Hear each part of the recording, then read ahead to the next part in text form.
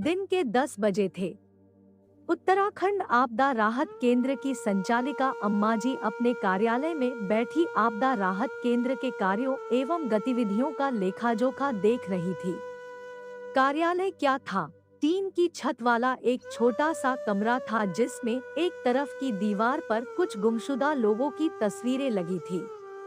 दूसरी तरफ की दीवार पर कुछ नामपते लिखे हुए थे, उन व्यक्तियों के जिनके या तो फोटो उपलब्ध नहीं थे या जो इस केंद्र में इस आशा के साथ रह रहे थे कि शायद कभी कोई अपना आकर उन्हें ले जाएगा। दरवाजे के ठीक सामने कमरे के बीचों बीच एक टेबल रखी थी जिसके उस तरफ अम्माजी बैठकर अपना काम करती थी। उनका चेहरा दरवाजे की तरफ रहता था ताकि आगंतुक को ठीक से देख सकें। कमरे के बाहर रखी कुर्सी पर जमुनिया बैठती थी, आने वाले लोगों का नाम पता लिखकर अम्माजी को बताने के लिए। फिर उनके हाँ कहने पर वही आगंतुक को अंदर ले भी जाती थी उनसे मिलवाने। जमुनिया की बगल में जमीन पर बैठा एक आँख वाला और एक टांग से लंगड़ा मरियल सा कुत्ता भूरा झपकी लेता रहता था। उत्तराखंड में मई जून का महीना टूरिस्ट सीजन होता है। तपती गर्मी से जान बचाकर लाखों की संख्या में पर्यटक पहाड़ों की ठंडक का मजा लेने आए हुए थे। ऐसे में जून 2013 में अचानक आई प्राकृतिक विपदा ने उत्तराखंड के जनजीवन को झकझोर कर रख दिया था। भारी संख्या में पर्यटकों के साथ साथ स्थानीय लोग भी हताहत हुए थे। यह राहत केंद्र जून 2013 में आए प्राकृतिक विपदा से प्रभावित स्थानीय लोगों की सहायता के लिए काम करता था। सबसे महत्वपूर्ण बात यह थी कि इसके सभी सदस्य किसी न किसी रूप में इस आपदा से पीड़ित और ग्रसित थे। किसी ने धन खोया था तो किसी ने जनवरी। अगर किसी का कोई अपना आ जाता तो सारे सदस्य खुशी खुशी उस सदस्य को गले लगाकर उसके परिवार को सौंप देते। झपकी लेता हुआ भूरा अचानक भूंकने लगा। उसके भूंकने की आवाज सुनकर अम्माजी समझ गई कि जरूर कोई दुखियारा आया होगा। कई वर्ष बीत जाने के बाद भी प्रतिदिन कोई न कोई आ जाता है सहायता मांगने। कभी कोई रोजी रोटी की तलाश में तो कोई अपनों की। जमुनिया ने उस व्यक्ति का नाम पता लिखकर कागज अंदर लाकर टेबल पर रख दिया।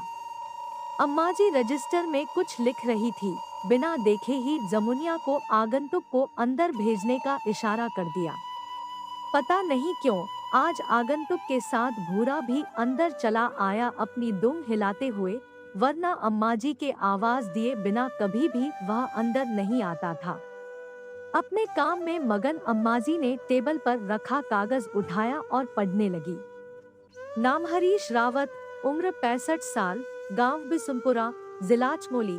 उद्देश्य गुमशुदा धर्मपत्नी की तलाश।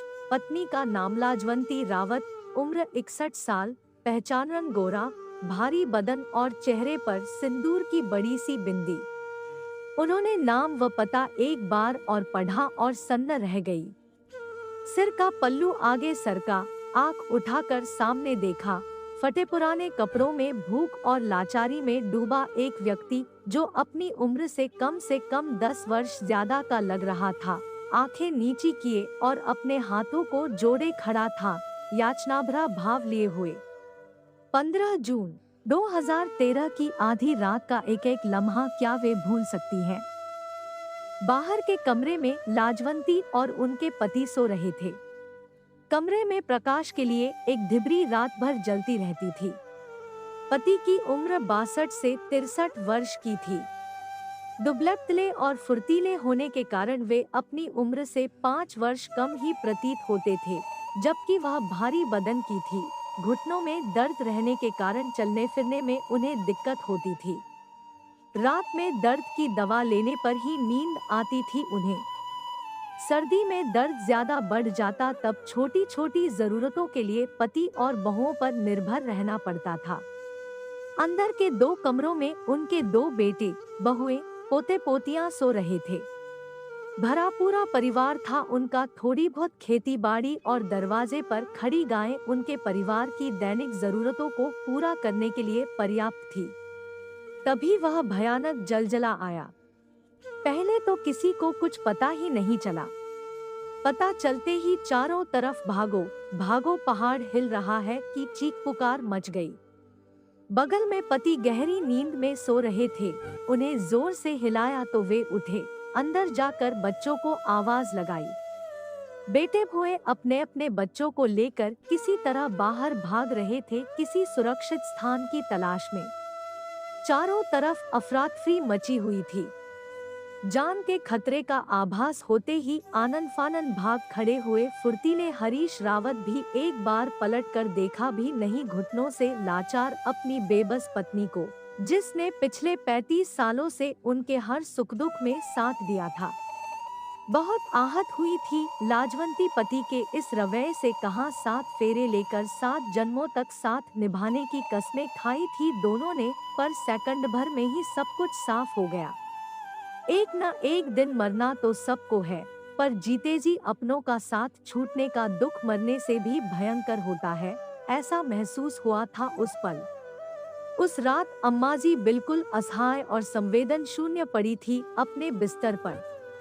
तभी भूरा, एक आवारा कुत्ता जो घर के बाहर वाले बरामदे में पड़ा रहता था, न जाने किधर से अंदर आया और उन्हें देखकर भौंकने लगा, मानो कह रहा हो जल्दी चलो वरना अनर्थ हो जाएगा। वे चाहती तो धीरे धीरे निकलने की कोशिश कर सकती थी, पर जीने की इच्छा तो खत्म हो चुकी थी। अब जीना भी किसके लिए? उन्होंने भूरा से कहा, तू भी क्यों नहीं भाग जाता नालायक, मुझे छोड़कर। पर भूरा जाना तो कैसे? कुत्ता जो था, एक बार जिसके हाथ की रोटी खा ली, जिंदगी भर उसका गुलाम बन गया। तभी ऐसा लगा कि भूचाल आ गया हो, सब कुछ उलट पुलट। उसके बाद जब आंखें खुली तो देखा ऊपर से रोशनी आ रही है। दिन निकल चुका था। ध्यान से देखने पर अनुमान लगाया, शायद चट्टान के टुकड़े छत पर गिरने से छत टूट गई थी और कमरे में चारों तरफ रोड़े पड़े थे। वे नीचे पड़ी थी और उनकी खाट उनके ऊपर। फिर जब दोबारा होश आया तो खुद को अस्पताल में पाया। लोगों ने बताया कि एक घायल कुत्ते ने किस तरह लोगों को भूंक भूंक कर बताया कि कोई इस मलबे में दबा पड़ा है। तब से वह कुत्ता भूरा और लाजवंती साथ साथ ही रहते हैं। उपचार के बाद धीरे धीरे वे थोड़ी ठीक हुई तो लोगों के दुख दर्द देखकर अपना गम भूल गई तथा दिन रात जरूरतमंद लोगों की सेवा में लीन हो गई। शारीरिक और मानसिक परिश्रम करने से इस दौरान शरीर गल चुका था। अब वे सफेद वस्त्र पहनती और मस्तक पर बिंदी नहीं लगाती थी। उनके सेवाभाव के कारण उन्हें आपदा राहत केंद्र की संचालिका बना दिया गया। किसी को उनका असली नाम नहीं मालूम था। सब उन्हें सम्मान से अम्माजी कहते थे।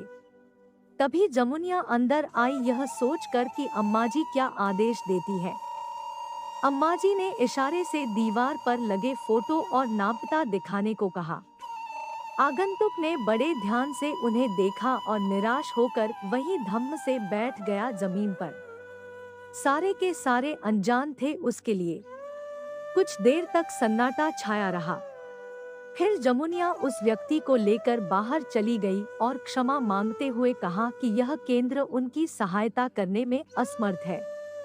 फिर हमेशा की तरह सांत्वना दी और कहा, अंकल हौसला रखिए, आपको आपकी पत्नी अवश्य मिल जाएंगी। जमुनिया के साथ ही भूरा भी चल पड़ा उस आगंतुक के पीछे पीछे, जैसे पुराना दोस्त हो। पता नहीं कुत्ते में क्या बात थी कि आगंतुक को अपने बरामदे में पड़े उस आवारा कुत्ते की याद आ गई, जिसे मना करने के बावजूद भी लाजवंती सुबह शाम कुछ न कुछ खाने को दे देती थी। और अकस्मात ही उसके मुंह से निकल पड़ा, भूरा। नाम सुनते ही कुत्ता अपनी दुम हिलाने लगा। रात के करीब 10 बजे भूरा के भौंकने से अम्माजी की नींद खुली। लगा किसी ने हौले से दरवाजा खटखटाया हो, ठीक उसी तरह जिस तरह शादी के बाद उनके नयनवेले पति सबके सोने के बाद खटखटा कर कमरे में घुसते थे। उन्हें लगा मन का वहम है, पर थोड़ी देर बाद जब दोबारा दरवाजा खटखटाया गया तो उन्होंने दरवाजा खोल दिया। देखा हरीश खड़े थे, आंखें नीची किए और अपने हाथों को जोड़े। कहा, लाजो मुझे माफ कर दो, मुझसे बड़ी गलती हो गई। धक से कलेजा हो गया एकदम उनका, यह भूरा भी न। अम्माजी ने सोचा, दिल कड़ा करके कहा, कौन सी लाजो? कैसी लाजो? हरीश बोले, मेरी धर्मपत्नी, मेरी हमसफर। वह तो मर चुकी। 15 जून 2013 की आधी रात को ही जब किसी अपने ने उसका साथ छोड़ दिया था बीच सफर में, कहकर उन्होंने दरवाजा कसकर बंद कर लिया। आपका समय निकलकर हमारे साथ था, इसके लिए आपका धन्यवाद। अगली बार फिर से मिलते हैं नए और रोचक वीडियो के साथ। चैनल को सब्सक्राइब करना न भूलें। धन्यवाद और शुभकामनाएं।